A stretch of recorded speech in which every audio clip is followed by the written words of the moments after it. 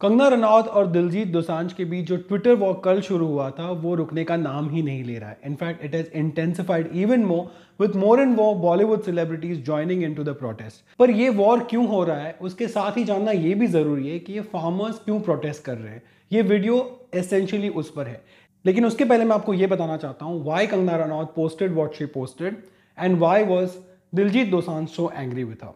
अब कंगना रनौत का कहना है कि एक लेडी जो है, एक बूढ़ी लेडी है जिनका नाम है महिंदर कौर, उनको उन्होंने देखा फार्मर्स के प्रोटेस्ट में जो दिल्ली में हो रहा है पिछले एक हफ्ते से।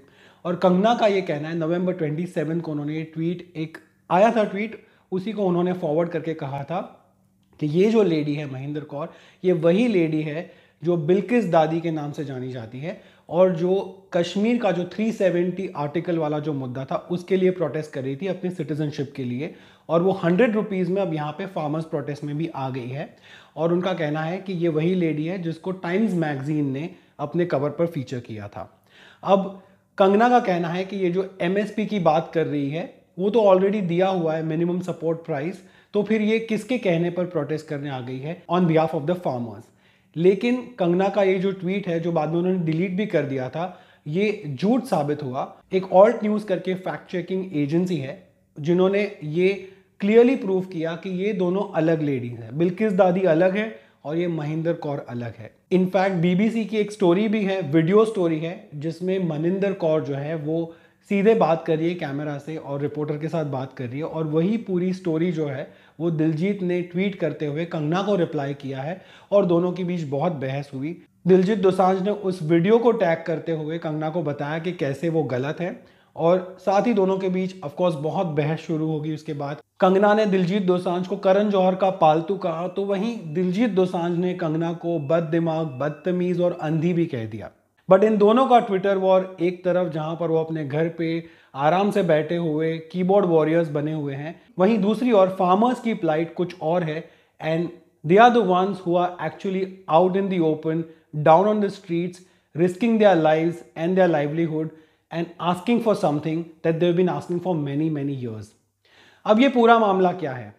तो बेसिकली इंडिया के जो फार्मर्स हैं उनको नरेंद्र मोदी जो हमारे प्राइम मिनिस्टर है उन्होंने अश्योरेंस दिया है कि एमएसपी जो है, मिनिमम सपोर्ट प्राइस, वो कभी भी खारिज नहीं की जाएगी। लेकिन फार्मर्स का कहना ये है कि अगर आप ये कह रहे हो, आप ये अश्योरेंस दे रहे हो, तो फिर इस बात को लॉ क्यों नहीं बनाया जा रहा है? आज जब 3 ऑर्डिनेंसेस को लॉ बनाया गया है जो सितंबर में पास हुए थे, उसमें कहीं भी एमएसपी की बात क्यों नहीं कही गई है? और क्या आप जो कह रहे हो वो ग्राउंड रियलिटी में तब्दील होता है? नहीं होता है, बिकॉज फार्मर्स को मिनिमम सपोर्ट प्राइस एक्चुअली कभी मिलती ही नहीं है। हम जो भी चीजें मॉल्स या स्टोर्स में से खरीदते हैं उसके ऊपर मैक्सिमम रिटेल प्राइस होती है, उस प्राइस के नीचे हम उस प्रोडक्ट को खरीद नहीं सकते हैं। वैसे ही फार्मर्स को भी एमएसपी चाहिए और वो एमएसपी एक लॉ की तरह होनी चाहिए कि जो भी क्रॉप वो प्रोड्यूस कर रहे हैं वो एक मिनिमम प्राइस के नीचे कोई भी खरीद नहीं सकता है, चाहे फिर वो बड़े बड़े एक्सपोर्टर्स हो, होलसेलर्स हो या फिर बड़ी कॉर्पोरेट एंटिटीज हो like Ambanis and Adanis as well. जब 2014 में प्राइम मिनिस्टर नरेंद्र मोदी जीत कर आए थे बहुमत के साथ, तब उन्होंने ये भी कहा था कि फार्मर्स की जो इनकम है वो डबल हो जाएगी बाय 2022। लेकिन फार्मर्स का कहना है ऑलरेडी 2020 हो चुका है और इनकम डबल तो क्या, इनकम स्टेडी भी नहीं रह रही है। इनफैक्ट फार्मर्स के जो डेट्स हैं वो बढ़ते जा रहे हैं, फार्मर सुसाइड्स भी बढ़े हैं और इसके साथ ही फार्मर्स की जो इनकम है वो इनफैक्ट कम हुई है। अब मैं आपको एक सिंपल एग्जांपल देता हूं कि क्या होता है जब एक क्रॉप प्रोड्यूस होके फार्मर्स से निकल कर जब वो फाइनली मार्केट तक पहुंचता है, तो उसके बीच में बहुत सारे मिडिल मैन होते हैं। There are wholesalers and then there are retailers. एक सिंपल एग्जांपल है, आप किसी भी बड़े कॉफ़ी शॉप में जाकर जब कॉफ़ी पीते हो तो how much do you pay in India? Anywhere between 250 rupees to 400 rupees. Well guess what, ये जो कॉफ़ी बीन्स होते हैं ये कितने सस्ते में बिकते हैं? ये कॉफ़ी बीन्स कौन उगाता है? फार्मर्स उगाते हैं और वहाँ से 20-30 रुपये में वो निकल जाते हैं। लेकिन बीच में जो लोग होते हैं, जो मिडिल मैन होते हैं और जो बड़े बड़े कॉर्पोरेट चेन्स होते हैं, वही सबसे ज़्यादा बीच में प्रॉफिट बनाते हैं और इसका जो फ़ायदा है ना फार्मर्स को मिलता है ना आपको मिलता है। आप और हम जो उनके मैक्सिमम रिटेल प्राइसेस होते हैं उस पर चीज़ को खरीदते हैं, फार्मर्स को एमएसपी मिलती नहीं है वो जो प्रोड्यूस उनका MSP होता है उससे कम में बेच देते हैं, because there are big lobbies and cartels and farmers really can't do anything. Especially there are so many small farmers in thousands of villages across. There are like lakhs of farmers. उनकी चलती नहीं है और सीधा फायदा होता है इन middleman को, इन होलसेलर्स को, इन बड़े कॉर्पोरेट चेन्स को और ऑफ कोर्स गवर्नमेंट को, क्योंकि जब आप वो कॉफ़ी पीते हो तो उसमें GST, VAT, ST सारी चीज़ें लगी होती है. तो everybody is happy except for the consumer and the farmers.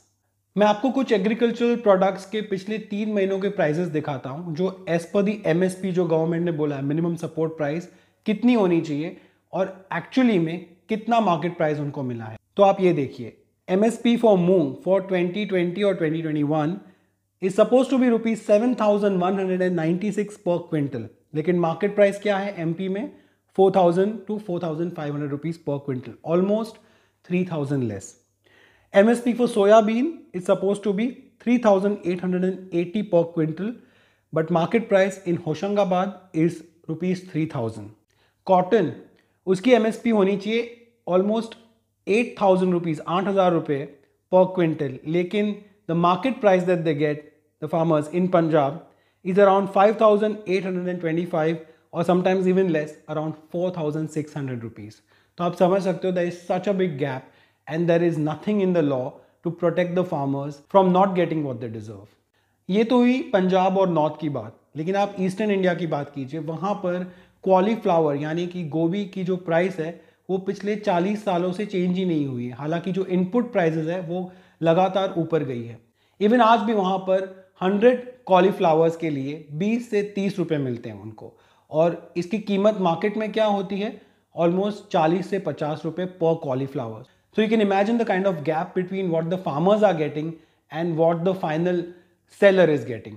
And these sellers could be anyone, right from the wholesalers or to the big cooperative brands or the big apps that you buy from. तो अब आपको समझ आया कि farmers क्यों इतना ज़्यादा protest कर रहे हैं. पिछले एक हफ्ते से इतने ज़्यादा लगातार वायलेंट प्रोटेस्ट चल रहे हैं और शायद आगे भी चलेंगे. इसके लिए गवर्नमेंट को सामने आकर जो भी उनसे कहना है वो तो वो कह ही रहे हैं, लेकिन साथ ही फार्मर्स का मानना ये है कि गवर्नमेंट जो भी उनको कहती है that should be a law, because ultimately what is said in the speeches and what happens on the ground zero are two different things. Well, I hope that my small attempt to explain this very large issue to you was worth it and it would have helped you understand what the ground reality is. आपके जो भी thoughts हैं please मुझे comment section में बताइए. And if you like my content, subscribe and hit on the bell icon. But as always, thank you so much for watching. Jai Hind.